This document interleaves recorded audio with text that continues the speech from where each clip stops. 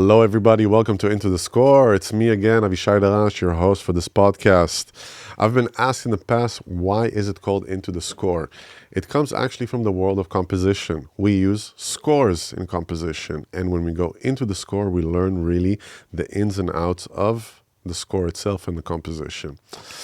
And that's why also we have very interesting people here. We have a conversation, we get to know them. Sometimes we talk about what they do, sometimes we don't talk about what they do, but especially we have a really, really fun time together and we get to know each other. And today I have a friend and a colleague, Brendon Heinst, from TRPTK, or from actually his own life.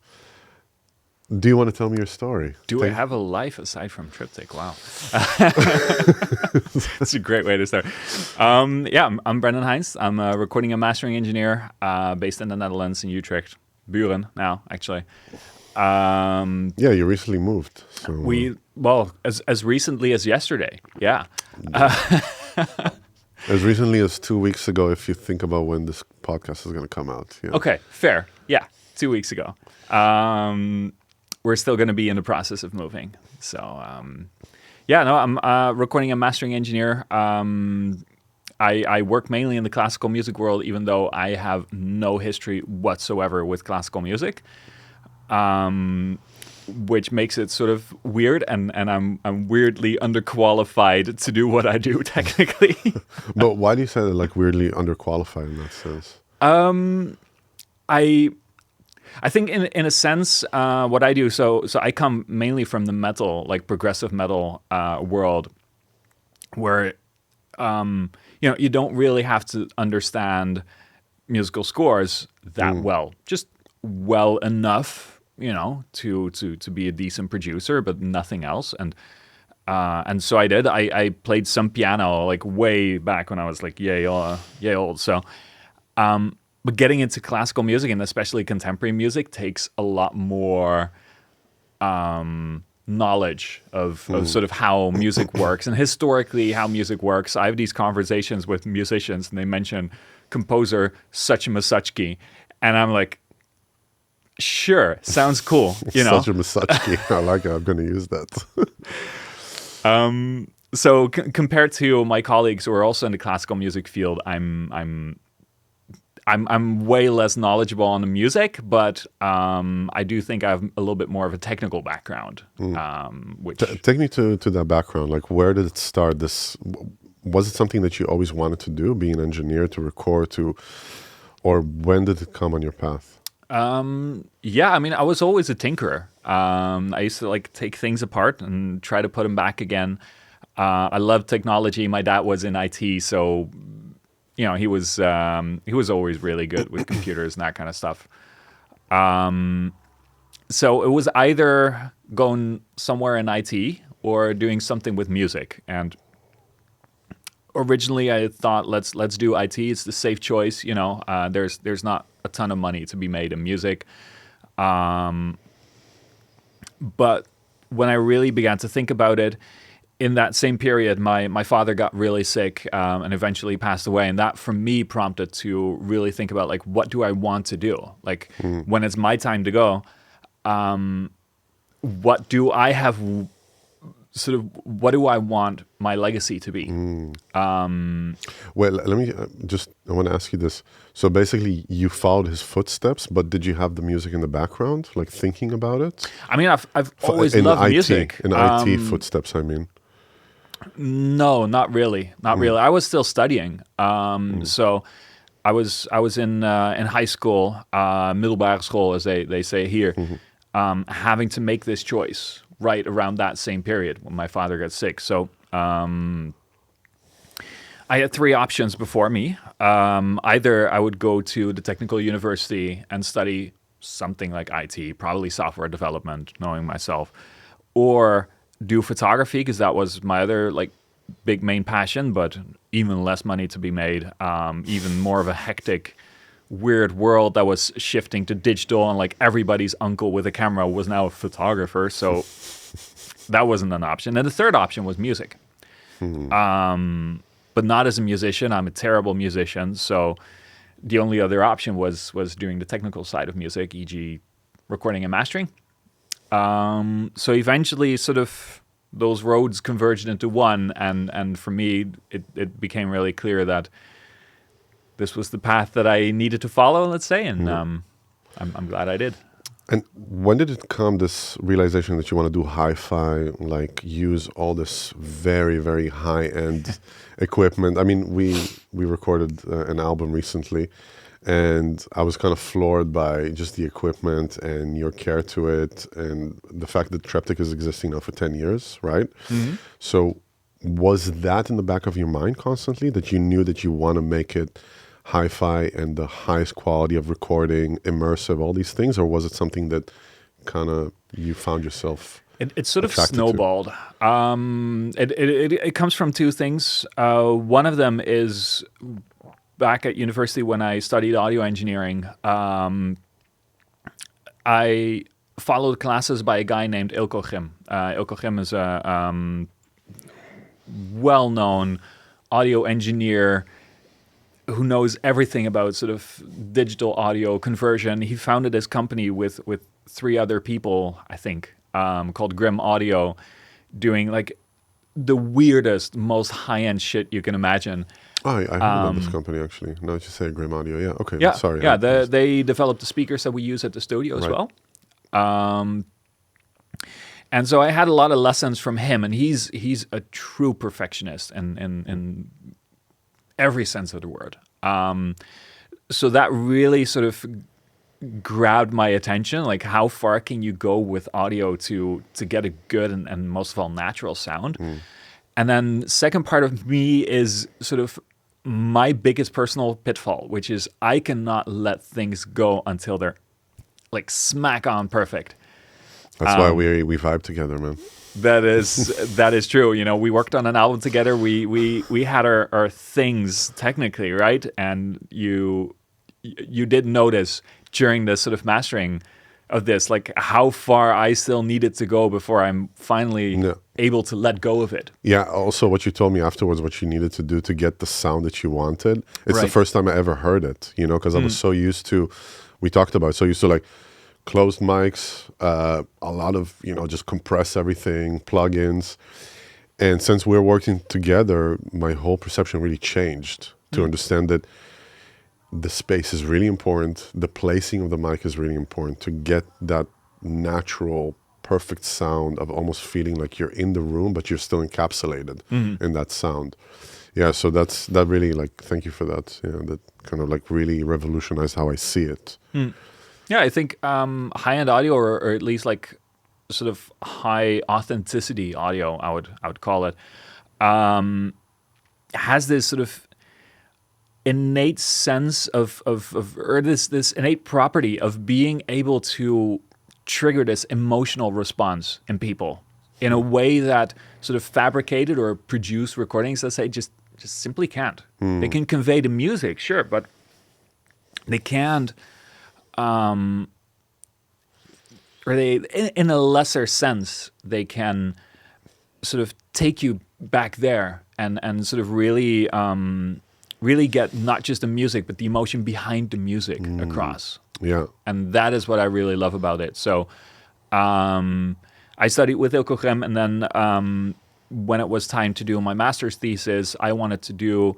a master's thesis on a sort of psychoacoustic subject, on how to create the most realistic recording system for surround sound. That was a field that was hardly ever studied, really. A lot of people did do surround sound, but just like empirically, let's put a couple of mics there and let's just see how it sounds, you know? And so I wanted to use these like psychoacoustic principles to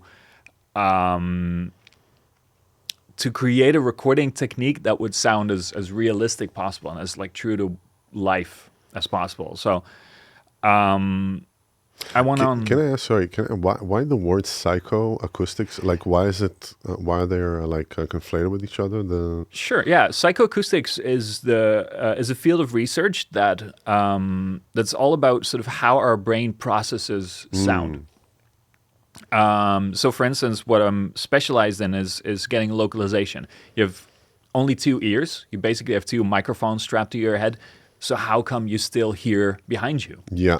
right? True. That's Or all if you close psychoacoustics. one ear, then it sounds like it's in front of you, or you can't actually like triangulate it. Where is it in the room? Yeah. Exactly. Yeah.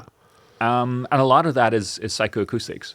Hmm. Your ears tend to color the incoming sound slightly differently based on the position that they're in, and that together with the time that it takes for one signal from one ear and the other one to converge, your brain processes all of that information and puts it together into this is where the sound source is coming from. Wow, fascinating. Wow, I had no idea. That kind I of had- stuff is super interesting. and I think you're like the first engineer that tells me these type of things. You know what I mean?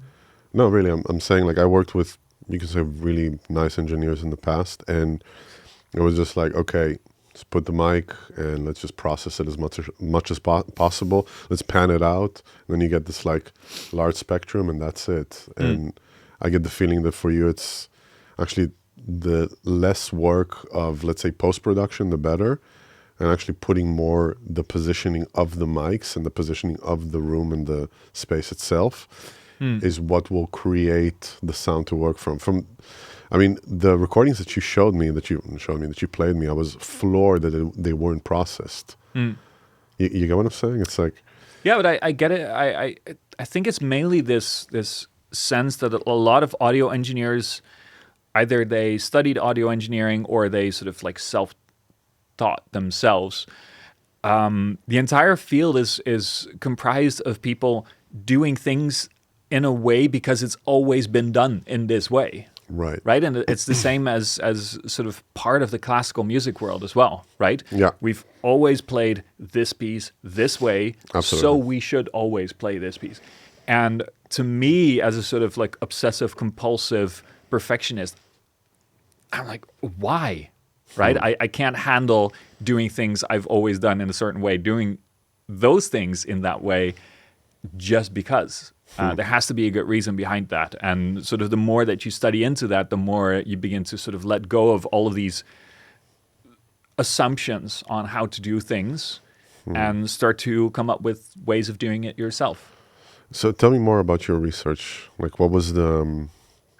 take me there. Tell me about it. Yeah. The technique. So my sort of the main question of my thesis was how to create a surround sound recording system that sounds as realistic as possible. But what is realism is one major thing, right? So you have to use microphones that that don't exaggerate one part of the frequency spectrum over the other, for example. But you also want, let's say I have my microphones here and I have a source like 40 degrees to the left, and I want it to be played back 40 degrees to the left as well. So that's the sort of main problem that my thesis tries to tackle. Using specific sort of mics, using only pressure mics, omnidirectional mics for the technical nerds among us, and then trying to set them up in a kind of way that the localization stays perfect. And that's... What do you mean with localization? It stays perfect? What? So localization is, if I'm picking I'm up like a noob, huh? So Yeah, I'm learning. sorry, so I'm please tell me. the whiz kid engineer. Yeah, sure. So localization is the way that we do it, at least, is just trying to have a recording where, let's say I have a pianist at like 40 degrees to the left of the microphones. If I'm sitting in a room playing back that recording, I want the pianist to be in exactly that position. Wow. And that's okay. localization. Like in the spectrum, when you listen to it, you want it to come out exactly from there. Yeah. That's what you mean. Okay. And that's part of the musical experience as well, right? To have, to listen to a recording where everything's just placed the way that you sort of expect them to be. And that's why actually your recordings, they sound so realistic. I think that's part of it. Yeah. I mean, it sounds very trivial now after everything that you said, but now it kind of like everything adds up. When I was sitting in the studio and listening to, whether it was the immersive where I felt completely like engulfed in the sound, or whether it was just 2D, compressed into two speakers, it was still giving this like, I'm there in the room together with the musicians, which is something that I feel, especially with modern productions, it's kind of losing its track right now, especially with younger generation. It almost sounds foreign to them instruments, because they're so used to just compressed kick or compressed snare, compressed vocals. Everything is just so compressed, like in your face, constantly in the spectrum, that for them, when they hear, I'm saying it because I have kids myself and I have also nephews and nieces, is that they feel strange when they hear an actual instrument being played. Yeah. But it's the exact same in the high-end audio world, in the high-end consumer audio world. Like many of the people buying this like 200,000 euro turntable have never been to the Concertgebouw, just listening to live. Wow. There's water here. Excuse me. I have asthma, so sometimes this... It's fine. I cough like 7 times every podcast. It's all good. João knows it. 70, yeah. Sorry. I said 70. And did you know, like, again, it brings me back to the former question that I had. Was it a natural evolution of you going into the high-end consumer market, or was it something that you realized, hey, this is actually what I want to do if I want to get the most authentic sound as possible? It was both, sort of. I discovered classical music and classical music recordings in my second year of university, and to me that really opened my eye to like, hey, this is music that lends itself really well for like realistic recording. Yeah. So that was one. Trying to get as close to the original as possible by using high-end stuff. Secondly, was the inspiration from Ilko Grim, who was already like 1 foot in that business. And then thirdly, my graduation internship was with a guy named Bert van der Wolf. He's a pretty well-known recording engineer, also based in the Netherlands, also doing surround sound and immersive stuff. And he was pretty well known in that sort of like high-end audio world for using like custom-made equipment, boutique cables and that kind of stuff. And that got me sort of really interested in can we go farther into this? Like, can we get even more obsessive into high-end audio? What? So how do you deal with streaming? Because this is all like just no. Because the thing is that I think that happens to every artist, is that you get out of the studio and you think like, I got the sound that I wanted, and then you hear it on Spotify and you're like, what in the actual F just happened to the recording? Why is it like this? And you realize that it just completely like lowered the resolution, compressed it for you, did a bunch of stuff for you where actually it kind of damages the whole spectrum of the music, how it was recorded. So how do you deal with that? I mean, of course, I'm generalizing. It's like no, but you're absolutely right. I don't know. For me, it's sort of a as the Dutch saying goes, garantie tot aan de deur, kind of thing. I created my studio what I like to listen to, and what hopefully the artists like to listen to as well, and some don't. I have to be honest. Like, I've done some mastering sessions at Triptych where the artist like, I don't like this. This is too realistic for me. And then, what happens with it after? Not really my problem, to be honest. I try to get people as much as possible to good streaming platforms, not just platforms that sound good, but that also treat the labels and the artists well. But most of all, it's just a matter of trying to get people to our platform as well. Because on our website at Triptych, you can go and buy like high-res downloads. You can buy immersive downloads that are like straight from the source. They're uncompressed or at least losslessly compressed, and it will sound a lot better than Spotify. If people still listen to it on Spotify, that's fine. I don't mind. Yeah, it feels like it's interesting because there is like this. I saw it at least, in our little scene here in the Netherlands, and I saw it also in the States, is that people are speaking up, and whether it has to do with what Spotify, where they're investing their money, or where they're going, or how they're paying musicians, and there's like this call out of, we're going to remove our music from the streaming platform, we're going to this, while at the same time it's kind of like, and then what? Yeah. Then it means actually that there's a big chunk of the market that you're just going to cut away from. If I look at just my story in that sense, if I remove my music from Spotify right now, I'm going to lose a lot of, I'm not talking about money, I'm just going to lose a lot of reach. Yeah. And that's the issue. That's the issue really that musicians are dealing with on a daily basis. It's kind of like a two-edged sword. You're thinking, you know what? They're paying me 0.0003 cents for a stream, and I can protest and I can be angry about it, but at the same time, then I'm not reaching Exactly. hundreds of thousands of people at the same. Like, I worked really hard to get to all these people, and then because I feel that I need to bend over and get pegged. Then What an amazing visual to go off on. But exactly. Sure. then I would just say like, okay, you know what? I have my principles. I'm not going to do it.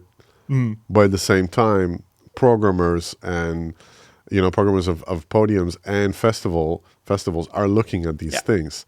So we're in this like catch-22 situation. Well, it's the our answer to that is generally what would Trent Reznor do, basically, right? Trent Reznor, frontman to Nine Inch Nails. Okay. Great band. Again, no classical background, so I can, I'm professing my love for rock and metal here.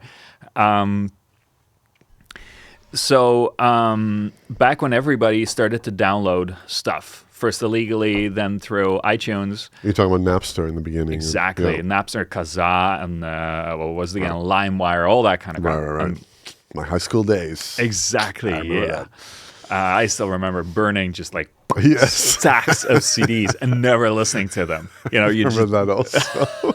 Having like a CD burner at home. We thought that's the future. It was like thing is a digital relic. hoarding. Yeah. It's a relic. But so like all of these musicians were freaking the hell out, and Kirk Hammett, of Metallica fame, he launched this campaign and like actually suing people that were downloading their music. Yeah. And Trent Reznor was like, no, just don't. Music should be available to everyone. That is sort of the first sort of topmost aspect of things. Everyone in the entire world, regardless of financial status or nationality or whatever, should be able to listen to your music. That first. Secondly, how can we convert this into money? Because we still have to survive as a band and as a music industry somehow. So his idea was to just have different layers, make the music accessible, even for free. So what Nine Inch Nails did, which you could actually download their music for free from them. So at least, when you're downloading things for free, you get it legally and you get it in the way that they want you to have it, right? In the quality that they feel comfortable with sharing. But you should also have like, premium options. And at some points, what they did was you could buy stems from them and you could like listen to separate tracks. Cool. I didn't know. Wow, that's cool. There were artists. When did they roll out this thing? When was that? Wow. Must have been ages ago. Wow, because that's pretty like. It's forward thinking. Yeah, very much forward thinking. Yeah, it's sort of what his idea was in the end was create a lot of fans by having your music be sort of as widely accessible as possible, and then converting these fans into like actual followers and actual people who are willing to sort of support you in what you're doing by offering them premium stuff. Yeah. So we at Triptych, we honestly, like if people want to listen to the music of our artists on Spotify, have them go ahead. If people are bigger fans of the artist, we hope that they'll buy the CDs in the merch booth, when these guys are playing, or go to the Triptych website and get like actual high-res downloads from there.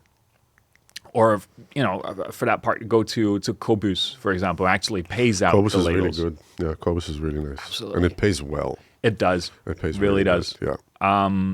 What do you think of Tidal in that sense? They're okay. They just have a history of lying about technical things that I don't really agree with. In which sense? Lying? Like, what were they lying about? So first they did MQA, and I don't know So MQA is another technical thing. There was this American guy, and I'm not gonna name too many names and do too many stuff because Americans love to sue everyone. And Allegedly, everywhere. always use the word allegedly. Oh yeah, allegedly. Yeah, Allegedly. Americans allegedly like to sue people a lot. So stupid. Yes. So I love it.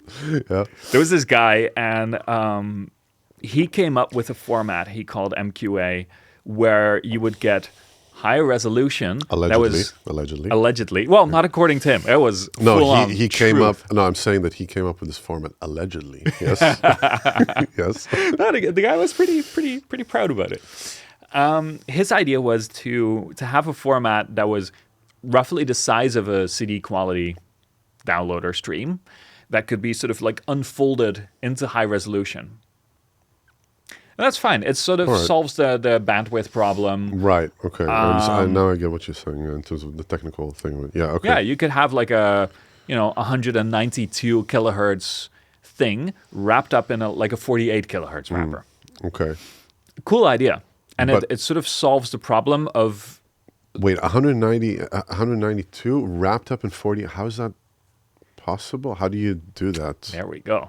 Well, he called it a lossless way of doing that. And so how do you bring down something losslessly, like to sort of 1/4 of its size? So people began to doubt like how it really worked. And it was all a black box. So we as engineers, we weren't allowed to like look into the black box and to sort of understand how it worked. At some point, I was asked as well, like, hey, we like what you're doing at Triptych. Do you want to do MQA stuff? And I'm like, yeah, I want to do it, but only if I understand how the black box works.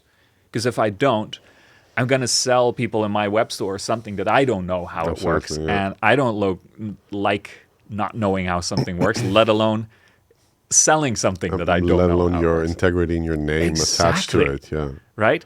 I was like, no, you can't do that. So I tried to do it myself. I went into all of the white papers, just read like 300 or 400 pages worth of sort of technical blueprints of the format that he was using, patents, that kind of stuff. And I wrote him back saying, what you're doing is not lossless. It's lossy, and most people probably don't hear it, but you're advertising it as lossless and like, total quality of high res and that kind of stuff. So I'm not doing that. It kind of makes me think about the mortgage crisis that happened in 2008. When it was just like, you're selling people nonsense. It's going to just collapse on itself at some point. And it's like, but there was like one investment banker that read and kind of like compared all the basically the mortgages that were sold and what was coming in back, and doesn't he realize it's just going to flip on itself? Yeah. So he betted against it. He shorted actually the housing market. Holy crap. And he made billions and billions of dollars for his customers. Yeah, but you are like one of those people. You actually read the stuff instead of just taking it in face value. Yeah. And so we eventually wound up not doing it, but Tidal did. So what Tidal did was they offered MQA on like everything basically in pop music. Again, saying that it's lossless, saying that it even improves original recordings, which is funny, something that is both lossless and changing something drastically in and of itself, which is, an oxymoron. But and then there was this one YouTuber I remember, he like uploaded test files to Tidal to like understand how the algorithm works, then re-downloaded everything back from Tidal and sort of like reverse engineered exactly what the algorithm does. He did an entire video on it, and the dude got sued into oblivion. What? For like breaking the TOS, even though he didn't do anything. He just like uploaded his own music that was just a series of testing. What was the grounds for the lawsuit? I don't know. Frivolous lawsuits. It's just, the slap suits, right? It's just to slap try to suits, stop you from doing what you're doing. Yeah. It's funny that he kind of like dispelled the smoke screen, and then behind the smoke screen was just a lawsuit waiting to happen of like, I exposed you. But they did, in the end, quit using the term lossless. So even though they admitted no wrongdoing, in their they sort of silently removed all of the in true American fashion as well, of course, right? Oh, that's so classic. Oh my God. It's like I'm not saying I was wrong. I'm just saying something else now. I cannot confirm nor deny the allegations against me. It's basically that. So that's the kind of shit that Tidal pulls, and that's good to know, because I think it's really important for people to know that, because we're in this time right now that we're getting bombarded with information. It's just it's not human anymore, the amount of information that we're getting per day. And I saw a lot of musicians kind of saying, "Hey, we're going to move from Spotify to Tidal," which makes it makes you're not. You're just shifting the problem elsewhere. Yeah, exactly. You're not winning here. You're basically being used. This is an important thing to also understand. And I think also to add to that, when you're saying that Spotify is investing in certain things and you're not okay with that, your bank is investing in certain things you're not okay with that. Yeah. A lot of the products that you're buying, the companies are trading in companies that you don't want to buy.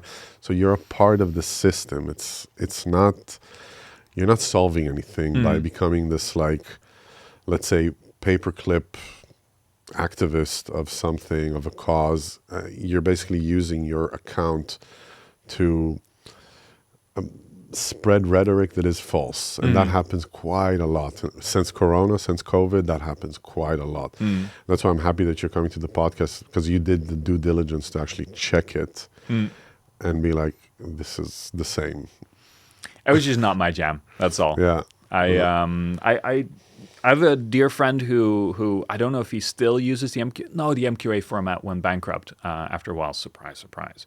But he did use MQA for the longest of time, and he actually prefers the sound of it over standard lossless. Really? And that's fine if you prefer that. I don't mind doing something, that I don't like or whatever. I just don't like people lying about it. Telling people is one thing and then it is something else. I understand you completely. Yeah. Again, it's the obsessiveness, right? You want righteousness. I understand that. I mean, not from. It's not just that. It's to me, it's really a matter of I need to know what I do. I cannot do something without knowing exactly what it is that I'm doing. It's a thing. It's called It's called due diligence. So it's called just checking. No, it's called being annoying to yourself most of all. Just checking things deeply to an extent that you can actually, and also take responsibility when it goes south, right? In that sense, fair. Yeah. You know. And what was like? Okay, let me ask you that. Oh, sorry. How do you select your artists? Is it based on like prior work that they did and the sound that they have been, or is it just a musical thing? Well, first of all, I don't pick them. So sorry to say to you as well as one of our artists. I don't pick our artists. My wife does. My wife, Maya Fridman, an amazing cellist. She's the artistic director of the label. That is correct. She sent me an email. Exactly. That is correct, so yes. Now I'm doing it myself. Yeah. So what she generally does is she goes on YouTube because that's usually a better way of seeing like how people actually play, seeing live videos of stuff. Yeah. And I think that's where that's something I'm going to ask you about, but yes, continue. Yeah. And then we basically, we as a label, we love to present artists with this sort of like carte blanche approach. So, which I think, to be honest, as an artist in the label, I think it's fucking amazing. You got to have freedom. Right? Who are we as a label to decide, you should just play Bach inventions? You have no idea how many, like you do, I'm sure you do, but so many labels are just like, we want to get this and this and this done. This is what we need from you. Can you do it? No? Okay, next. But this is how the label was founded. So I was doing my master's thesis. I met Maya on there. I did a recording with her and a pianist. And so at some point she calls me back, like half a year later, I want to record Schnittke Sonata. And me, a metalhead, no classical background, whatever, I keep on repeating it. I was like, Schnittke, sounds cool. I'm going to YouTube that shit and just like, look at sounded amazing. It's like the darkest stuff you can imagine. Nice. And those who know Maya, Maya now, she likes stuff dark, So I was all in. We recorded it, and I went back to a label. I'll call it like that without sort of allegedly went to an alleged label, and I was like, hey, here's Maya. Here's the recording that we did of the Schnittke. Here's artwork that we already shot. I have a background in photography, so that's all taken care of. We just want this music out there. And their response was, nobody listens to Schnittke. I'm like, cool, so let's do it then. And they're like, no, you don't understand. Nobody listens to Schnittke, so we're not going to do this. And my weird brain goes like, well, if nobody's listening to it... It's a gat in the markt. That as well, but also like, shouldn't we then show it to people so that they can actually have listened to it? Exactly. If it's not recorded because no one will listen to it, nobody has recordings to listen to. Yeah. So the only other option was basically just doing it ourselves. So that's how it started? That's how it started, yeah. Wow, okay. So that's what I wanted to actually ask you. Like, how did it... Yeah, we just had an artist that was doing really cool stuff, and labels were like, no, we don't like cool stuff. We like stuff that we know will sell. Isn't it cool actually that like a door was closed in front of you? You're like, hey, I'm gonna just make my own door, man. I don't need your doors. Like, oh, it's the only way. There's no seat at the table for me. I'm gonna build my own table, man. What are you talking about? But it's the only way, right? Yeah, exactly. So that was 10 years publishing ago. this was also not an option. The music is just too good. People should Yeah. have a listen to this. I don't know if you've ever heard the Schnittke cello sonata. I haven't. It's fantastic, man. It's dark. It's really dark stuff, and yeah, just like robbing people of being able to listen to that. Oh, yeah, and I think also there's we started talking about like in the beginning of the podcast that there's this thing of you register the music or like you record it, and that's like the information. But also the form is really important, how it's recorded. In the sense of, what I mean with that is that the production value. If the production value is like really high, like what you sent me yesterday from your artist, Mark van Roon, it's like, it's not my music, but I can really appreciate how it's recorded. I can really appreciate it in the sense of, not just as an artist, it sounds so good that I can imagine myself putting it and just listening to it just from the fact of how it's recorded. And that kind of amplifies and lifts the music up already. Also, because the music could be brilliant, but if it's recorded badly, it hurts the music. I always say that. I would personally prefer listening to good music recorded really badly than bad music recorded really well. We tend to disagree there because I think that the form is really important. Also, what I mean with form is like really how it was produced and how it was created has, of course, I'm not talking about people that are out of tune, not in time, all these things. That's just played badly. I'm saying played well. The music is good, like how it's written very well, played well. If it's not recorded well, if like it suffers from bad mix and bad mastering, for me at least personally, it really affects my experience of listening to it. Really affects it. I had a lot of that happening when I was working a lot in the Arabic world.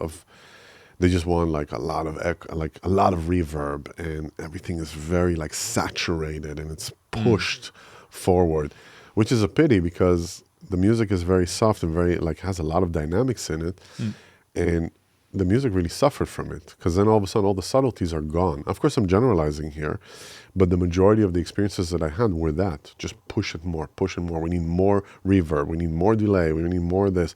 Then it gets to a point that it's not the music anymore. It's like so manufactured,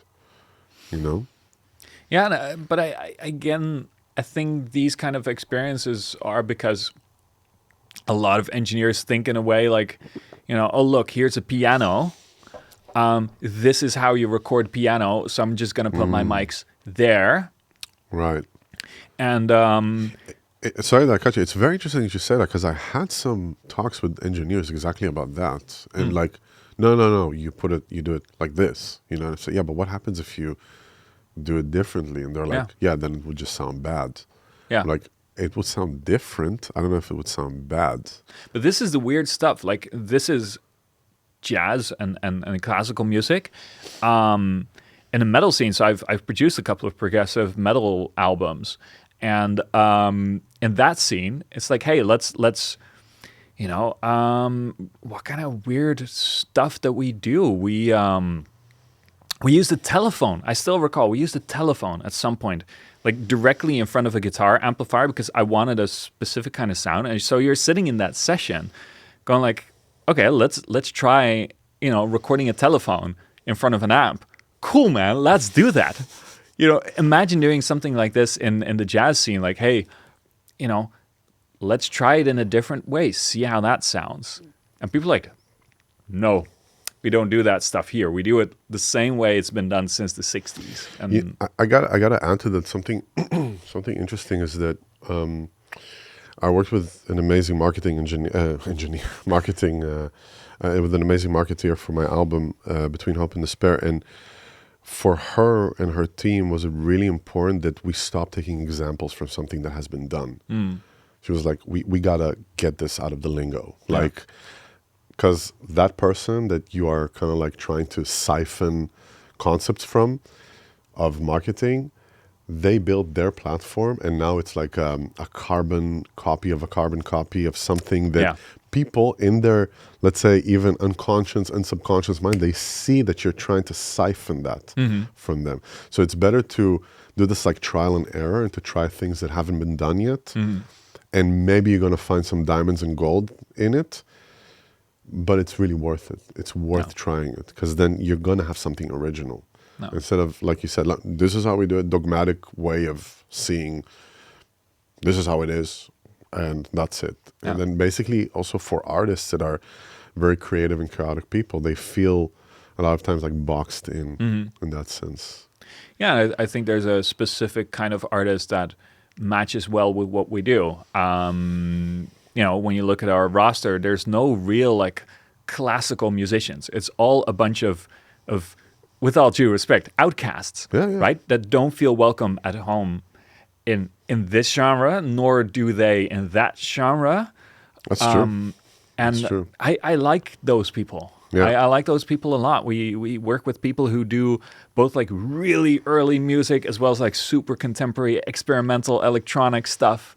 Try to find a regular label for these guys. Those are not the Deutsche Grammophon, allegedly, type guys. Right? They're triptych kind of people. Yeah. And whether there will always be a triptych, I hope so. But at least I hope there's always something like triptych, like sort of a label for outcasts, right? Yeah. That's interesting to say. I wouldn't even call it like, I mean, that's of course your wording, the outcast, but I think it's really this thing of your approach also of a carte blanche, and this approach of like, just do what you want and let's see what happens. If I compare to Gramophone in that sense, at some point Gramophone, they would have to reinvent themselves. They would have, it's like, but they can't. They're too big. But what I mean with that is that it's like a stock, it's going to go up, it's right. And then at some point people just start losing interest, because you got to get in with the times. Change is inevitable. Change is inevitable. You just can't fight that, And if you're not going to reinvent yourself, you're just going to get left behind. I see it with artists even, artists that kind of like found the holy grail. They brought them the Grammys and the success and this. And then it's like, after 20 years, oh, you're still doing the same. Oh, okay. And then all of a sudden you see like this falling, That's what I really like about the label. And what I wanted to ask you is also, why do classical musicians, this is something that I got like really exposed to, make so many edits? Considering that this is music that is supposed to be so authentic and in the moment, like perfectly played, and then you realize like the behind the scenes, and it's like, oh, you did like 400 cuts. Oh, I've done albums with 2,000 or 3,000 cuts. Yeah. But that's what I mean. It's like, and then you speak to different engineers, they're like, oh my God, no, classical music, no, listen, like this is, they're like, oh, I need like, I have PTSD, It's like, yeah, sure, yeah. I don't know. I mean, to preface this, we do have a couple of artists that actually try to record everything in one go. One amazing example of this is one of our artists and a friend of mine, Nicholas van Pauke, classical pianist. Fantastic. Yeah, Fantastic. we've done a bunch of stuff with him, mainly the Schumann collection, so a sort of collection of solo and now also chamber works and perhaps, wink wink, even in the future, Schumann piano concerto. Nice. Oh, this guy great. tries Wow. to do everything like one take. So the way that we work together, we found our workflow now is to just like record the same piece or movement 2 or 3 times. That's it. And he'll just like pick out the best one and maybe do like 1 or 2 small repairs if necessary. But generally, we've done a double album with Schumann works. I think there's like 20 cuts at most on the entire double Really? album. Wow. But then there's also artists, of course, that like to have everything, as perfectly as possible because they have this sort of vision for the album. And whatever the circumstances, just playing perfectly is never an option. You can try to get as close as possible, but you're never going to play perfectly. You're going to have, a take where everything goes smoothly, and then, I don't know, you're distracted while playing or something, and you play a wrong note, or you play with a different intention that you would usually have. And that's where sort of editing the music comes in, and it's a job that I absolutely hate to do, so I never do it myself, unless it's with you, of course. We've done your edit. Hey, but I brought all the edits. You did the editing. That was true. I brought all the edits. I just copied your homework. Exactly. I was like, this, then that, and you were just like, okay. But still, we were wiped out afterwards. Still, I was like, oh my God. I hate the process, but I have a fantastic editor that works for me, Hans Erblich. He's like, he grew up in the classicalist of the classical families. Okay. Like his uncle is an amazing Baroque cellist. His mother was the founder or co-founder of the Ives Ensemble, like this famous contemporary music So ensemble. he understands that that's a part of the rubrics. And he's like an encyclopedia of classical music. And so when he edits, it's snappy, man. He does like 1,000 edits in a day, and it's just still has energy to. Oh my God. I get like stress from this. It's funny because the thing that we record in Schiedam, it's like most of it doesn't really need to be edited because it's a lot of it is improvising. There's some things that I want to move around, but I'm like, I have so much aversion right now to editing. I'm like, oh my God, yes, I'm gonna get to it. Like, I'm gonna get to it. Yes, I'm gonna get to it. And it's like, okay, let's do it. And then once you're in it, you do it. And I gotta say, like, if some young artists are listening to it, there is this thing of practicing your instrument, which is, of course, it's just inevitable. You gotta become professionally good in, the technical aspect of it. But listening back to yourself is as important. Because there, in the studio, you can't lie to yourself. You just can't. It's so much in your face.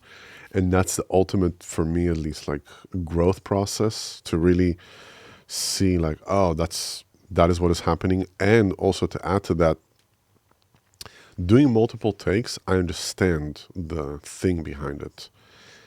However, remember, you're in a specific moment of that day recording, and you have blind spots like any other human, and could be that mistake that you're trying to kind of negate constantly, and this like stress that you're trying to mitigate also is going to come at the cost of something else in the recording. But it's also a matter of expectations, right? Classical musicians nowadays, they grow up listening to albums that were, cut and pasted, that are just beyond what any musician can do. Yeah. But they grow up listening to it, and they're thinking, I got to do this too. So they get to the studio, and then suddenly they're disappointed with the takes that they have. It's like, so funny. Wow. There's mistakes in this, and sure, that's part of music. But then they, of course, have to edit as well, because they don't want their version to be like way worse than all of the other edited ones. Yeah. So we got to make edited music. Absolutely. Right? And then people growing up listening to those recordings are like, oh, I got to get me some edits as well. And this cycle just continues. So it's basically what you're saying, the culture of references. Yeah. It's basically that. Culture of references. It's like you have so many references to the same piece. either from masters, either from students, either some anonymous people, very famous. It doesn't matter. You have references, Yeah. and that's basically where I call it like the golden cage of recording. You know, it's like you're. Like you said, exactly, you want to make this recording, you grew up on it, you think it's perfect, and then all of a sudden, like, it's like the Wizard of Oz, you know? You've seen the Wizard, it's like, you did like 500 cuts there? So how does that work, actually? And then you realize, you just got to drink from the Kool-Aid, you know, which do another take, cut it, know exactly what you need to do. I mean, some of the pieces that we recorded, I was so taxed at some point that I had to cut them in pieces and record them. Yeah. Recording is hard. Recording is hard. You're like you're completely focused right now. You know that someone is listening to you. Or multiple people are listening to you. There's things that you need to put on tape. It costs money, it costs time, it costs effort. That most of all, right? You have a finite amount of hours and days to actually do the thing. And that's a tremendous amount of pressure. Yeah. I usually have zero migraines. And like after the recording, I was just like, I was getting these migraines because just this amount of energy to invest. And that's okay. I mean, no one is complaining. We want that. We signed up for that. It's recording is something that has to happen if you see yourself. It's my opinion, of course, only. If you are an artist, it's really important that you put your stuff on tape to be able to also, we talked a lot about it in this podcast, not necessarily today, but in the past, of the ability to move forward. You know, record this music, register this music. You can put it behind you. You can write new music. You can put it behind you. You can write new music. It's like this thing is. It's almost like a selfish, greedy thing of keeping it only for yourself. You got this talent. You got a gift to be able to do that as a livelihood, or a talent to be able to share with people, and it's your job, or like let's say it's what is expected of you as an artist to be able to share it with the public, with audiences. I saw really artists getting sick from it, you know, from just not bringing out the music on time, and it kind of turned on them. You know, at some point, you're changing also. You can't continue editing for 5 years, the same thing, you know, because you have new experiences, you have new things happening to you, and then all of a sudden what you recorded 5 years ago, it's like, oh my God, I would do it so differently. Yeah, so go and do something different, you know? This is Peter Wispelwey, the famous Baroque cellist. He recorded the Bach suites for CD 4 times. Wow. Over part of his career. And it's really interesting to listen to these completely different interpretations of the same 6 pieces that have been played like 2 million times already. Interesting. Same for Glenn Gould and the Goldberg Variations. Yeah. When he recorded was 22, 23, and then when he was just before his death, it's 52, I think, or 51. Yeah. And you hear like two completely, it's the same person, but the life that happened in between, you know? So interesting. But this is why I like live recordings as well, right?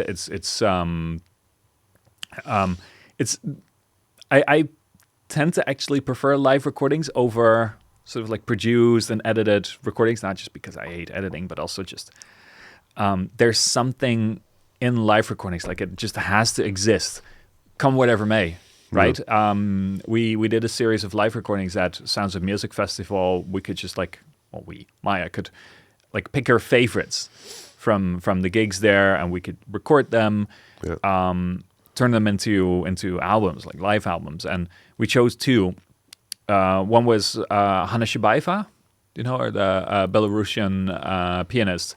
She does a lot of like hardcore contemporary stuff, and she was playing "The People United Will Never Be Defeated" by Ozerski. Okay. It's like a theme and 36 variations on an old Chilean protest song. Oh, cool. Amazing piece. Check it out. Yeah. And the other piece, and it's like giant, it's bombastic, and it's in Rzewski fashion, like turning the entire thing upside down, inside out, like just exploring everything of it. Nice. To like the loudest you can have a piano play, basically. And the other thing that we recorded was piano, violin, violoncello by Morton Feldman, one of my favorite composers. So it's this quartet that the entire piece, the loudest dynamics that you get is pianissimo. Wow. It's dead silent. It's like this. Oh my God. It's got this nebulous kind of quality to it. That's cool. It's stunning. It's like a meditation to listen to, but it grips you emotionally as well. And so we recorded that live too, just because I wanted to record something that was so silent with like people, especially, no offense, but the general audience for classical music is not our age. It's not our parents' age. It's usually a little step above that. And so you have this recording, especially in surround. Yeah, I'm sorry. It is like that, right? It's true. It's true. And I'd love to make it younger, but it's just it's hard, man, to do that properly. But you have this surround recording where you have this ensemble playing in front of you so silently and all around you in surround and in immersive, because there was a balcony as well. There's like people just like shifting in their seats and breathing and that kind of stuff. That's so cool. It just does something. Yeah. I mean, the Bill Evans trio at the Vanguard, and when you hear the plates, you hear people eating and talking to each other. Brad Meldo at the Vanguard also. I mean, it's you think to yourself, these are legendary recordings, at least for me, for me being the jazz guy. But it's like, you listen to it and you just want to be, you're like, wow, do you understand what you experience? Like, you think for the people, do you understand that you were a part of this? Dude, recordings are a time machine. Exactly. And they just bring you there and then into that moment. And I always wonder, what would the composers think about their recordings? Like Mozart, Beethoven, Chopin. I think most of them couldn't give a no, like tootie. if you could bring them now and just let them like, okay, listen to this. First of all, they would think it's witchcraft for sure. Like fair, yeah. It's like, whoa, what is this? You know, these things that are like music comes from where the musicians like they will want to open it up and like see like a miniature orchestra there or something. And that's something that I had. I mean, maybe it's like we're it's like a segue, but it's something of that I always thought like, how did you know that this is what they meant musically? You know what I mean? I have no authority on this. Yeah, I gotta be honest. But this is not. I appreciate like the humility now that you're showing. This is something that I always thought.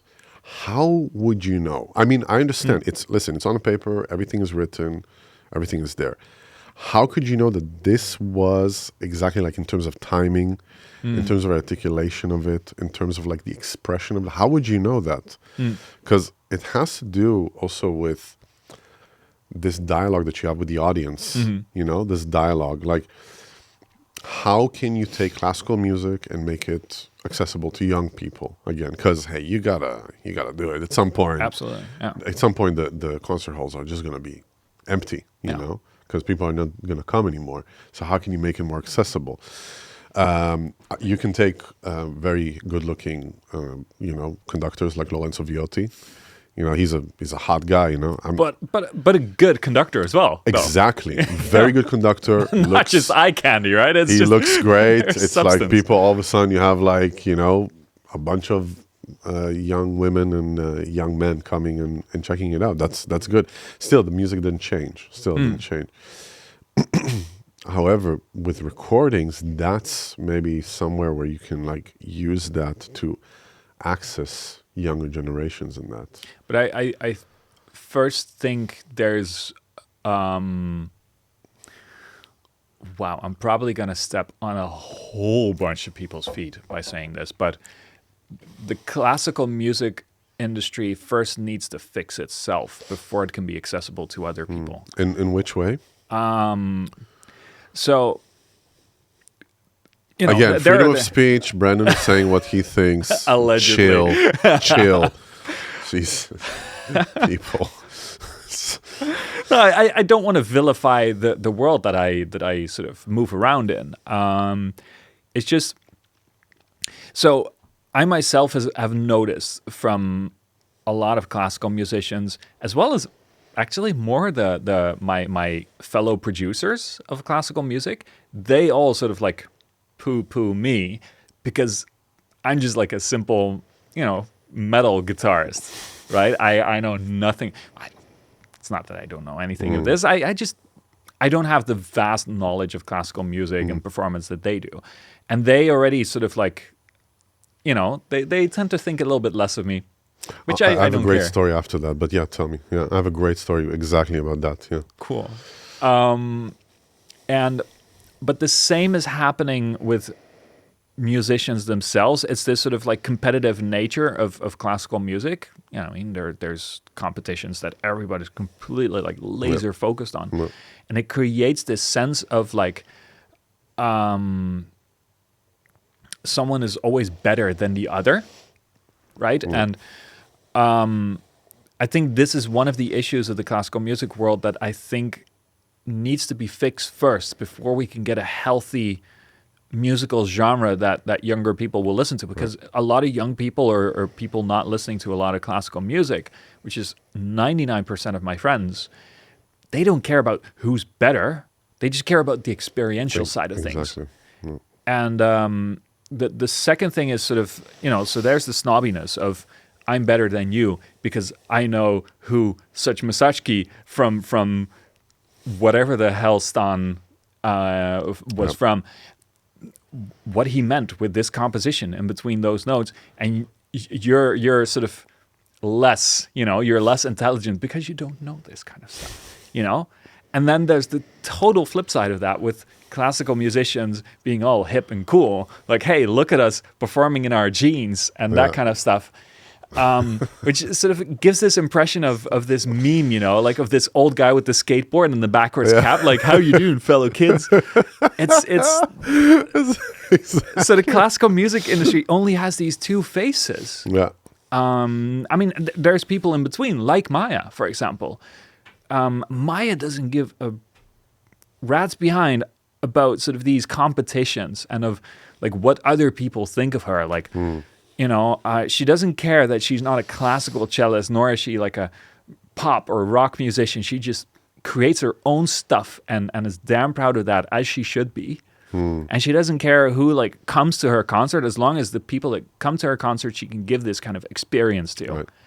And this is what the classical music world needs, not more of those alleged snobs. Yeah. Yeah, and it's not as though everybody is like that, but it's definitely a little bit more represented in the classical music industry than it is in the rock music world. Yeah, so it just really, like, my brain is going, 100 kilometers an hour now, thinking about, I'll tell you my stories that, I think it was like 2011 or 2012 or something. Galina Vracheva, she's a great classical pianist that is also doing a lot of improvising. She came to the conservatory, and I was in the jazz department, but I had like my side studies was also classical piano, and my teacher was like, "Hey, check her out. She's like improvising and stuff." And I kind of got a meeting with her, and I started to play and improvise, and she was like, "Oh my God, like this is what I was talking about." And she went to my teacher and she said, "Listen, he's going to win all the competitions. You got to take him, blah, blah, blah, blah." And she wanted to bring me into like the workshops of the classical musicians, but I was denied because I'm from the jazz department. And they were like, "Yeah, listen," without even hearing me play. They didn't even know who I was. They didn't check it. While the teacher that is running the masterclass is vouching for me, the management of the department said no, because until this day, I don't know why, but it was like, I gotta say, it was kind of a punch in the stomach, of like, hey, it's like looking down at me. Oh, he's like a jazz musician, he's a jazz pianist. The way you say jazz, yeah, like, with this disdain, and like I remember this young guy just sitting, being like, "Yeah, listen, man, no, it's like you're not in the level. It's like you didn't even hear me play. You don't even know what it is that I'm doing. So how do you know of which level I am or not?" And what it showed me, and then I had another experience also with. I got invited to a competition, like a classical improvisation competition in Canada, and I was disqualified because they didn't want me. I didn't do what they wanted me to do, even though I was a finalist. And it was like, you auditioned me and you heard what I'm doing, and you saw that I'm a jazz musician, I'm coming there and it's like, I don't know these pieces you want me to improvise on, but I sent you an audition tape and you took me, like, out of all the applicants that you had, and you flew me to Canada, and like you paid and everything, and then you disqualified me because I didn't do what you wanted. So I saw really an ugly face of the classical department, in the sense of no one is creating new things. It's like it's been being echo chambered, you know, in this like constant echo chamber of these are the pieces and it has to be played in a specific way. And then your teacher, the person that you study with, they have political power a lot of times on what is happening in the scene. They can get you into competitions. If you study with them, they can make sure that you get advanced or not. I'm saying, I can say allegedly, but I heard it straight from classical musicians, you know, that hit a wall, that feel that they're not progressing because they didn't play the political game. Because the thing is that the art itself almost feels secondary, because the art has been made. While if you think about it, really, the people that created the content that you're using were improvisers, were composers. They were the modern day jazz pianist. Let's say, you know, I mean, Beethoven was an amazing improviser. Mozart was also an amazing improviser. Chopin was an amazing improviser. They were all improvising constantly. They were creating constantly new content, if we look at it from, you know, the language of nowadays. But all of a sudden, what happened is that, okay, no more progress. Only execution. And I remember the Galina, from the first story, she was talking about that problematic aspect of the classical world, is that you go to conservatory, you do your bachelor's, you do your master's, and then what? And then what happens is that you need to play a few concertos like this. You need to have a certain repertoire, and then you start pitching it to orchestras, and you want to get basically get like the projects. Why? No, it's really like a question of like, there is enough talent in the world right now to write as brilliant music as it was written before. There is, believe me. There are amazing composers out there that can write something as timeless as the great composers. Just the fact that you have literal, like, let's say, campaigns, I call it, of reverence, let's say, of just pushing that kind of brand out constantly, of they were the great composers, they were people. They were writing music that fitted their time. And then at some point it got institutionalized, and conservatories could aggregate all this information and charge you money to be able to teach you that, and they could make a business out of it. It's not copyrighted anymore. Yeah, so it's easy to just use that for financial gain. However, you're creating basically generation after generation after generation of great craftsmanship without the actual ability to create the content for the craft. You get what I'm saying? So I think it's a lot of it, the patronizing and the like we're better and all that stuff. It comes a lot from compensation. I think like if they actually look, this is just my opinion, it's not take it or leave it, but they look at you and they're like, wow, you're actually creating new stuff all the time. Like, you will be remembered. You get what I'm saying? By creating new stuff, you'll be remembered. I can tell you, and I was watching the Rubinstein competition, the Chopin I was watching, I can't remember who won, but you remember the compositions. No, but I also think, you know, for some people, it sort of carries more significance, and they will remember what pianist won the competition. So I think also what you're touching is also that point of building an audience. Very important, because we talked a lot about it in the podcast, not just this, of course, other podcasts. There's just too much information out there. There's too much, and I don't even, whether it's music, whether it's videos, whether it's podcast, it doesn't matter. It's content in the end. It's information.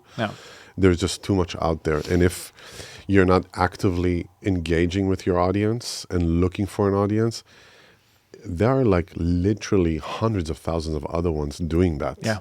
So you're going to just get sucked into that. You're just going to get buried in the algorithm. That's what it is. The AR turned into the algorithm now. You know, what used to be the AR for labels turned into the algorithm. And that's why it's good. I totally agree with you to be realistic with, do you have an audience, first of all, like for the artist? Do they have an audience? And second of all, is that audience ready for new work? You know what I mean? Like and it's going to be very interesting. Let's see how that ages, me saying that. I think personally that the album that we're going to bring out, the solo piano album, will reach a larger audience than what I have. I have some, tens of thousands of people that are following me and are like loyal, coming to shows, and it's like the metrics, they speak for themselves. The ticket sale and all that stuff. Not that I'm selling tens of thousands of tickets, no, but I am getting concert halls to be full, However, that particular decision also to do a solo piano thing was also from the understanding that this can reach a larger, broader audience, just from how it's like being consumed by the ear. You give trumpet to people, you give drums, you give like different, it's like it overwhelms them. But piano is something you can just put in the background even, you can just let it run. You were always laughing about it when we were mixing that it's a SEO SEO album, SEO album, search engine optimization album, yeah. But it also has that, and that's something that, returning back to the word echo chamber, like if you're in your little community that is compiled of 30 people and everybody's shaking each other's hand and like, oh my God, this is so great, everybody, it's so great, then you realize like, oh, wait a second, there's like a whole thing out there that you are basically closing yourself off to. The same here with this podcast. I mean, it was like in the beginning, I wanted to just do it for musicians, and then Joao started to bring like a bunch of people that I would never sit for a conversation with, and all of a sudden it's like it started to just expand. Not that we have like we have a tiny platform, however, it's growing to do that. And I think this is what's cool actually with your label, I have to say, is that you're not closing yourself off to one thing. But I think that's because of the people that work at Triptych. Right, I'm not the only like weird one at the label. Maya does her own thing. She's always been listening to like metal and experimental music, like everything basically. Our former executive director of the company likes to listen to music, but has no experience whatsoever in the music world. He's in like an IT consultant and now works like in management of a fiber company. Completely different stuff. And so each and every one of us just has an entire world outside of what we do at Triptych. I'm a motorcyclist myself. I hang out with bikers, represent. And which is really funny. I would never think that. I don't look like a biker. He does, but Joe definitely looks like a biker. I mean, I ride a Moto Guzzi, so of course you have to wear a jacket if you ride an Italian bike. No, but so you meet bikers and you talk about what to do, and you get this like huge variety of like, people who are in IT. You have people who are lawyers. You have people who are bricklayers, and I'm in the music industry, and everybody's like, cool what you do, yeah, cool. And that's it. It's not like, these are the type of people who don't talk about like, in what way did Beethoven interpret bar 269 of such and such? It's to them, it's the experiential side of things. And I think the music industry can do more of this. But it's tricky as well, right? Because there's a ton of oversaturation in the market. There's way more musicians than there's room for, let's say, economically. Yeah. It reminds me of like this really funny story that Joshua Redmond, the saxophone player, he came to Israel to play a show there, and afterwards came out all like we were standing outside like all the jazz nerds, and we were like, man, did you see what he did on that D minor, like with the drummer, and then these two women, old women, they have nothing to do with jazz, nothing, and he's a saxophone player, huh?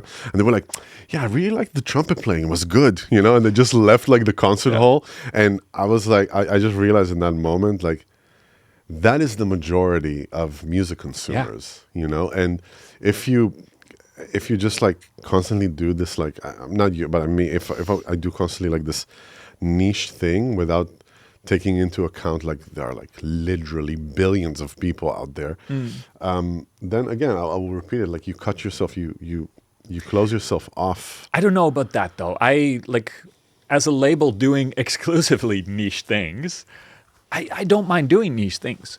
I think it's sort of calling a duck a duck. It's doing niche things is great, but you have to call them a niche thing, right? If we're doing a recording of Feldman's piano, violin, violoncello, we're not going like, this is ultimate Spotify playlist music, because it just isn't. But I gotta say, sorry to cut you. I gotta say that with technology nowadays, at least that's what I learned. Like, I mean, if I look at like my last album, because I always take just my experience as a case study, to see that it developed and progressed. Using targeted audiences, like to target like interest, and the fact that you can reach now, because man, everybody's on these platforms. Of course, I'm generalizing, not everybody, but I think 90%, which is a huge amount, which probably it's also wrong. But I mean, billions of people are on these platforms right now. And all of a sudden, you can have actually quite an audience. You can build an audience without necessarily being this like superstar. You know what I mean? Because you can reach people. So does niche exist? If you think about like even the concerto you were talking about, I'm pretty sure there are 30,000 people that will be enjoying hearing it. I'm pretty sure. Absolutely. And the Feldman one is one of our better selling albums, actually. That's what I mean. But there's two sides about it. So one is sort of like desperately trying to like, hey, fellow kids, this. And then the other side is calling a niche and just sort of embracing that and not going like everyone that doesn't listen to Feldman's piano, violin, violoncello, or everyone who doesn't like it is like this sort of Neanderthal caveman, right? This like uneducated. No, that's stupid. No, that's ridiculous. No, it happens a lot though. It happens a lot. Like you have these discussions with some classical musicians or composers. They're like, oh, I hear such and such signature melody in this, and I'm going like, okay, cool, and I appreciate that these guys can like pick this apart and like really sort of analyze it and go really deep into that. But they're sort of disdained by my response, like, hey, nice, cool, man, and I'm more sort of like impressed by their ability to like scan this and work this out. I'm sometimes getting these responses back that sort of like give you the idea of like, oh, there's the less of us. I wouldn't say less, but allegedly, allegedly, not as educated. Exactly. Let's say, and but I gotta say, I was looking at I was just looking at this documentary with my wife about this guy, Lil Kleiner or something like this. Oh yeah, Yorick, his name is, or something. Could be. Not my people. He's not my. I mean, this person isn't my people. I don't like the music and stuff and all that. I would probably hang myself if I had to spend 10 minutes in the studio as a producer. Sorry. Like, it's just not my people. But at the same time, I have a lot of respect for the fact that he can create something that reaches literally millions of people. Like, hey, respect, hats off. Really, hats off. And not just reach them, but have people like actually really like this. Yeah.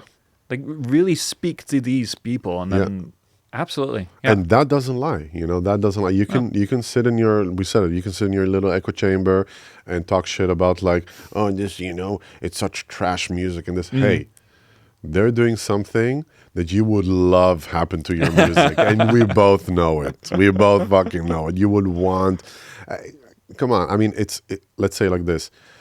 The kind of like the feeling that I get from, my fellow musicians is, yeah, you want your stuff to be popular. You want to bring something out, see it succeed, reach as many people as possible without taking concessions on the art. This is like a pretty normal thing to want, Sure. Yeah. But to go and bash like successful pop artists or this is I don't dig that, or to bash people that don't understand the music that you're making. Let's say like this, at least that's my opinion, if you need to be educated or you need to be like schooled in a specific thing to be able to appreciate it and not just take it as face value, there's an issue there, you know what I mean? Because an anecdote about this. Sorry for your interruption, but sure. So one of my biker friends, well, not really a biker again per se, but motorcycle friend.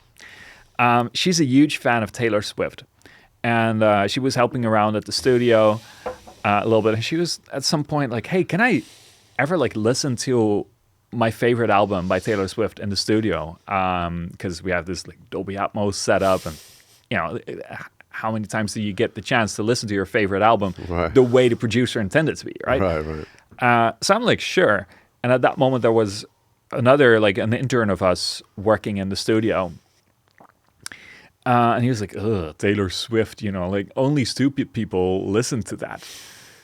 And it made no sense because, whatever you think of the music is really well produced. Yeah, it's really well done. She does well for herself. She's pretty a billionaire, popular. right? She's a billionaire, I think even. Right? Oh, wouldn't surprise me. Yeah. But the music is really well made, is well produced. It's totally okay if you don't like it. Like I didn't like it per se myself, but to sort of like do away with that, like, oh, it's just Taylor Swift, like Neanderthals listen to this, right? Or like screaming teenage girls or whatever. That's just sort of, I don't know. It just hurts your own little music genre way more than Taylor Swift. Exactly. I totally agree with that. It's something that I felt a lot of. Also, I saw it in the conservatory happen quite often, like this bashing of, let's say, electronic music producers and how they work. I have close friends who are top figures in the world with electronic music. They are so dedicated to what they're doing and they know really inside out. They work extremely hard for what they're doing. They just have a different type of focus. Yeah.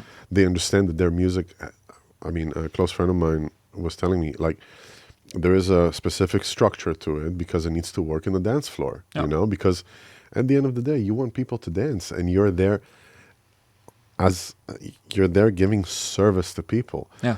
And that's what I meant also in a part of the podcast, what I said. It's like you have this talent, you have this gift that you got, things happen in your life that came together where you're able to do this, to create art as a livelihood, and you become of service to others. You become of service to the audience. And if you want to, you don't have to. If you want to. I mean, that's my philosophy in that sense. If you want to just be of service to yourself,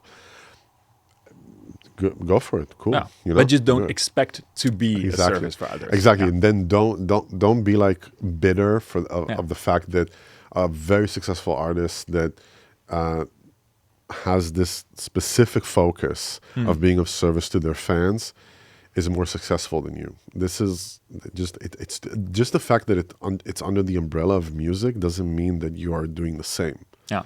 Not at all. Now we got to this point in the podcast where I have to, I have some questions. All right. I mean, I had a Fire. ton of questions. Can you remember one of the worst productions that you had?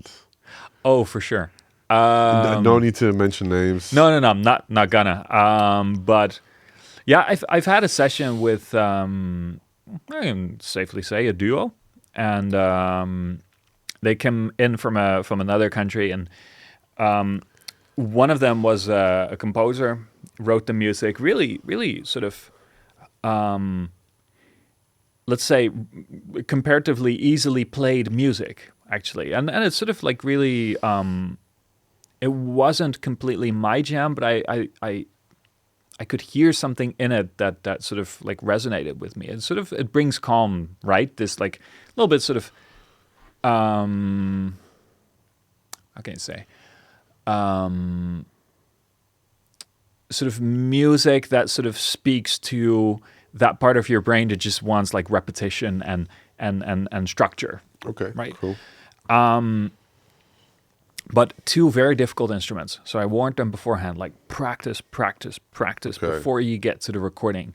Because we only had 2 days to record the entire album. Wasn't a ton of music. It was easy music, so it should be doable if you practice. Absolutely, yes. Cool. So we've set up everything. We told them, like, you know, be at the place, the recording place, 10 o'clock sharp, you know, because 10:30 I'd like to like sound check and record. It's not a lot of time. And so I'm sitting there at 10, no musicians. 11, no musicians. 11:30, they sort of like slowly get to the studio, slowly set up their instruments. Well, they sound checked. Sound check went well, and we start recording. It was terrible. Like, you could hear it just wasn't rehearsed at all. Like, did you guys rehearse? No, we got here a day before yesterday, and we decided to just like explore the city a little bit, grab some food, and we didn't have any time anymore to practice. What? And I was like, yeah, did you practice at home then? No, because the music's so easy. Wait, commercial production where you pay money? Production. Yeah, they paid me money to do this recording. And so I said, well, let's do it like this then. Take a couple of hours. You know, I'll just go somewhere else. I'll grab my laptop. I'll do some work. You guys practice. Then we get back. We can way more efficiently record. Because if we're going to record now, it's going to take way more time. Absolutely. Yeah. All fine. I go away. I grab my laptop, do some work. 4 hours later, I get back. And the musicians are gone. And so I call them. No response. I shoot them a text. It's like, dude, where are you guys? Are you like grabbing lunch? Shall we just record? Hope the rehearsal went well. They get back like half an hour later. It's already like the end of the afternoon. How many compositions was it? If I recall, it was like 12 3-ish minute pieces. Like very small. Okay, but like how many? Like album length. Album length. Yeah. Okay. So at that point, we had like a day and a bit of time left to record an entire album, which again is doable. It's stressful, but it's doable because the music was relatively simplistic. Yeah. So they get back, and I asked them like, "Hey, how the rehearsal going?" Their response was, "Yeah, we practiced for you know, solid half hour and then went to lunch." But we should be good now. 4 hours. You gave 4 hours, huh? Yeah. So we get back, we do another take, and I'm like, this doesn't work. I'm like, you know, let's do another take. I'll give them the benefit of the doubt.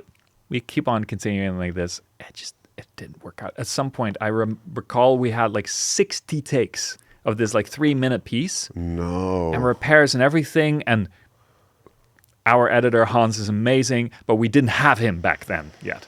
So I was like, I was already picturing me having to edit like 300 takes together to produce something that probably didn't line up with the expectations of the musicians either, let alone of the listeners and us. So I asked them like, okay, let's do it like this. I'm going to go back home. I'm going to leave everything here. I want you guys down at the recording place tomorrow, 9 o'clock. We're going to start recording at 9 sharp. And I want it to be rehearsed because right now you're paying me a couple grand a day to be here. And I can't really do anything for you. And I hate just like taking your money and then like not having anything to give back to you. So let's do it like this. You can expect, you know, what happened. Say get there, 8:30, no one there. Well, it's fine. I'm a kind of person, I tend to be somewhere like half an hour at least beforehand, but fine, some people aren't. 9 o'clock, nobody. 9:30, they show up. Play again, completely unrehearsed.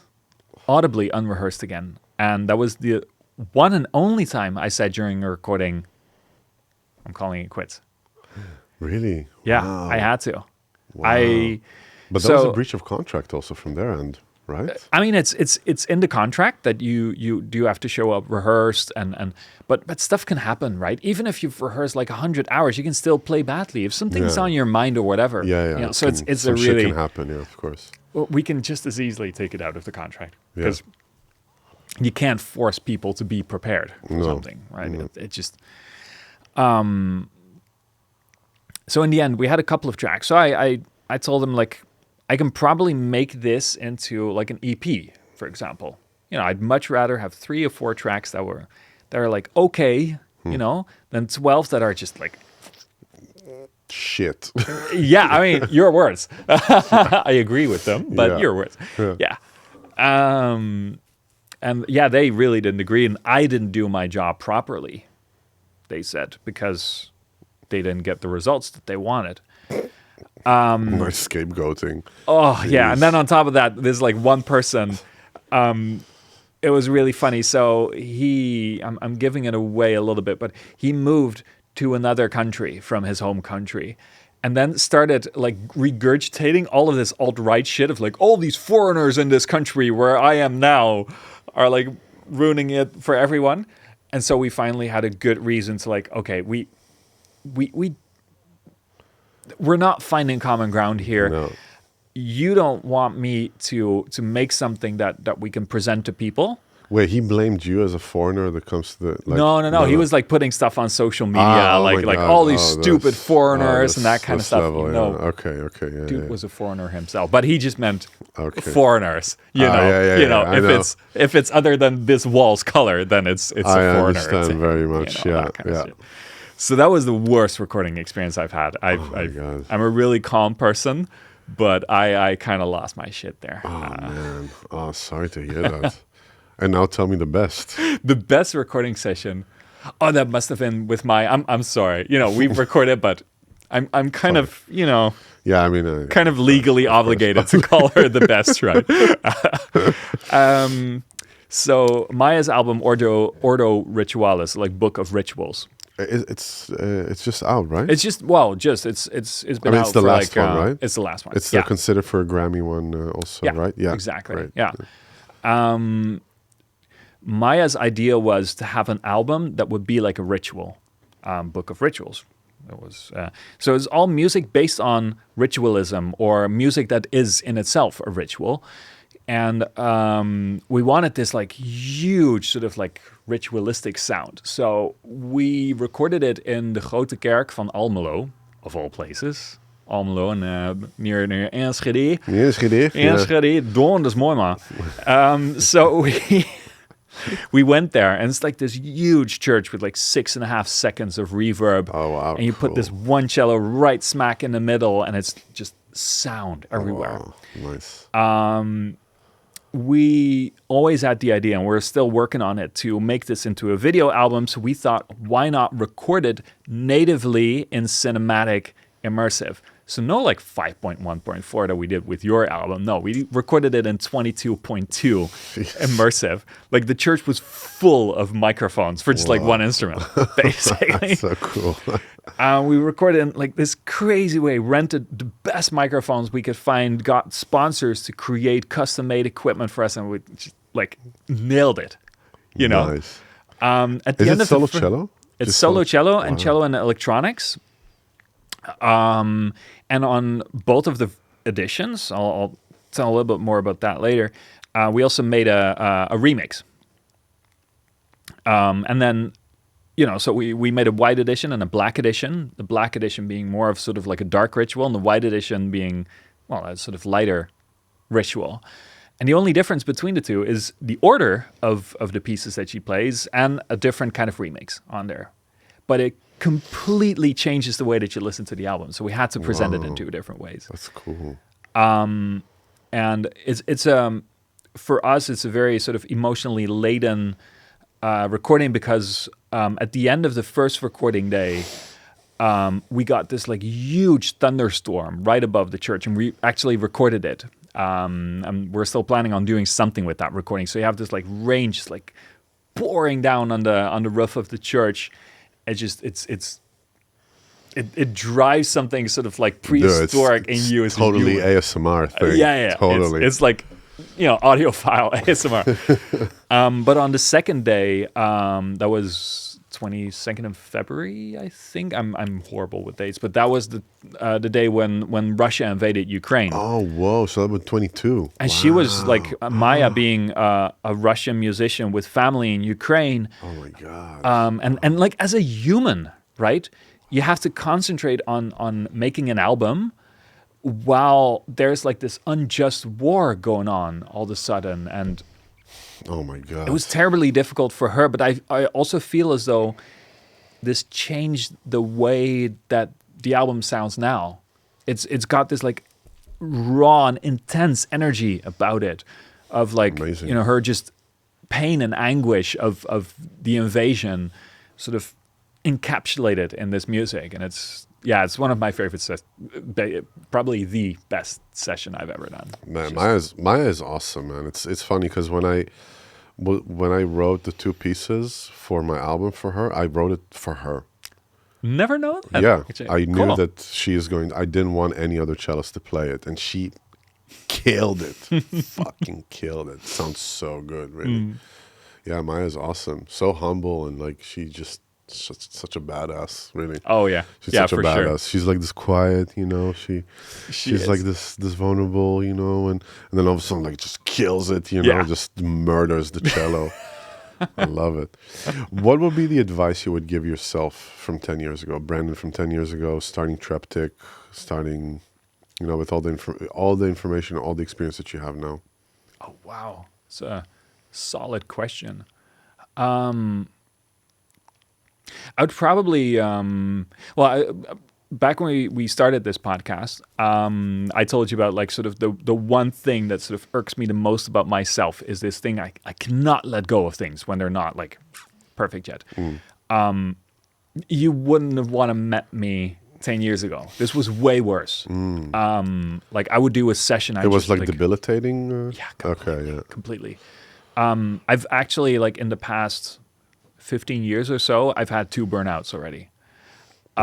Simply from just like pushing myself way too far to get to somewhere that I feel that I need to be, even though there's no one telling me that I need to be somewhere or need to do something. Yeah. So if there's one thing I would tell myself from 10 years ago, it's like, ease it. It's just like, go motorcycling way earlier. I just started like, a year and a half ago or something. I should have done that like 20 years ago. Interesting that it's like now that it's kind of like... It's only dawned on me like for the last 2 years or something that I'm not just horrible to the people around me in that way, because it's really difficult for me to let go, and I tend to get like really obsessed about that kind of stuff. But it's also really debilitating to myself because, if you're... no recording session ever goes perfectly, right? After the session, you always have this thought in the back of your mind. You as a musician must know this, like, if I've only just played it like this. Look, I listened to the recording that we did, and it's like, I play it better now. Yeah. But it's like, all right, it's just what it is. Life. I mean, it's like... And there's the step that I'm still working on really hard. To go like, I think it happened with me actually when I was working in the orchestra, like doing all these like Spitz productions, like production, which also hurt the quality. I mean, that's what it is. But at some point, it's like it's more. Of course, I don't want to generalize it, but you gotta take human concessions in that sense. It's not healthy, like, and it's just a job. Like at the end, it's really important to remember that. I remember having situations where I'll be up in my studio, like writing arrangements, hearing my family downstairs having fun, and seeing that I have another 30 plus hours in front of me to write it. And I was like, why am I like, am I happy doing this? Is it really fulfilling me? And it's not like this black and white, like all or nothing thing, but it's more the amount of pressure that I would put on myself I have my reasons for it, like the feelings of inadequacy or insecurity or wanting to be recognized and wanting to be seen and all that stuff. It's not the pat on the back is not worth the burnouts. Yeah. You know what I mean? Yeah. And no one's giving you this pat on the back but yourself. No. So it's also you're asking yourself basically to go like, good boy. Yeah, exactly. Yeah. Oh, you did it good. It's like, while you like sacrificed a bunch of shit, to get to that. Yeah. Man, that's awesome. What advice would you give younger engineers or artists that are starting their path right now, going into the business? I mean, most of all, I would advise younger engineers to to learn audio engineering, but to then completely let go of that and discover what they really want to do. I think in any kind of world or job or genre or whatever, stigmatism is the worst that can happen.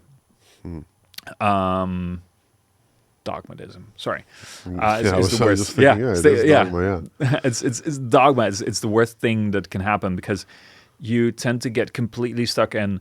I'm just going to do this because this is the way that it's always been done, and it just sort of takes all of the creativity out of it, and it sort of keeps you from unlocking that sort of magical sphere almost, where you can create something that truly resonates with people. And this is what we try to do. We try to record in such a way that, if people listen to this music, whether it being in immersive or high res or stereo or whatever, you sit people down in front of these speakers, and rather than thinking, cool, I'm listening to a recording, they're just thinking, I'm listening to music. And that, I think, is really worthwhile to pursue. Awesome. Brendon, thank you so much for Thank you doing for it. having me. It's been awesome. I think, what is it, an hour and a half or something? An hour 50. Hour 50. Wow, Jesus. Yeah. I hope you can cut things down, though. No, we don't know. It's awesome. No, we really? don't know. Nothing. No. Holy shit. No, we just, no. It's a long-form conversation. Cool. A lot has been said that is very valuable, and it's been a great conversation. There's a lot of bullshit in there, too, though. It's believe me, there's this is like it's good bullshit. Let's say like this. I love it, Brendon. Well, it's been fun bullshitting with you guys. It's fun bullshit. Yeah, it's fun. It's been a lot of fun. Guys. Thank you so much for doing it, Brendon. Is there something you want to plug? Like, say it's going to come out in 2 weeks, so no. I don't like to plug my own things. Talk about your motorcycle or something. No, it's. Everybody go ride a motorcycle. Get some lessons. Yes, exactly. João, thank you so much. Our producer here behind the camera that is listening to me coughing, saying, echo chamber for 40 plus times already. Everybody, thank you so much for joining us here Into the Score. You know what it is. Like, subscribe, become a part of this community, and we will see you at the studio.